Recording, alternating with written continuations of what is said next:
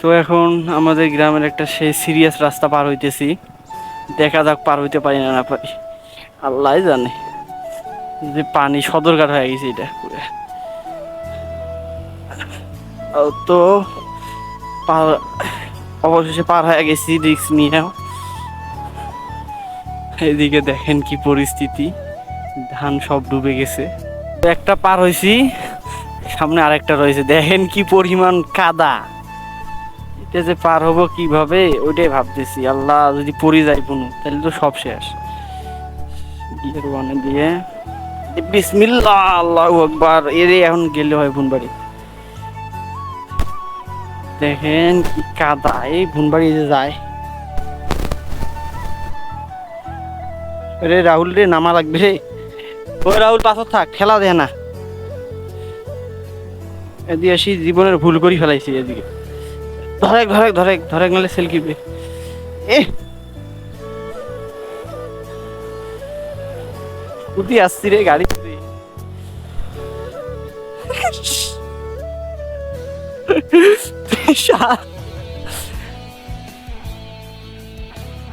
আমরা জানি এত কাদা ইবাকে।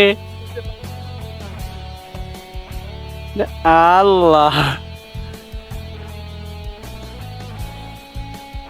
পাও গাড়ি শোক শেষ।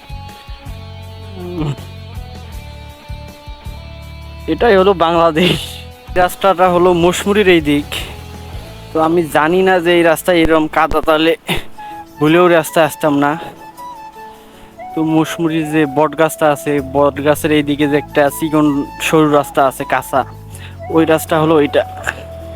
এখানে যে এত পরিমাণ কাদা তার বলার কোনো ভাষা নাই।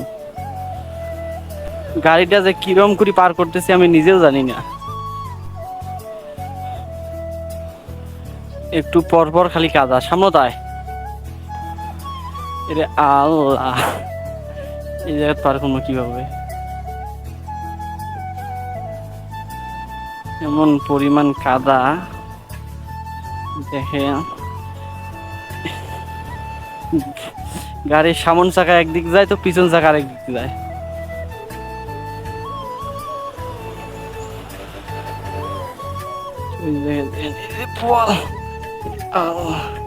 এগুলো সব আটকে গেছে। এই যে পিছনের অবস্থা, গাড়ি তো শেষ। আরে ভাই, এই রাস্তা যে এরকম কাদা হবে তা কাইন জানে ক। এই যে কাদা, সব জাম লাগছে। পুরো সামনের চাকা জাম হয়ে গেছে। কালি ধুইলাম, এখন আবার সব শেষ।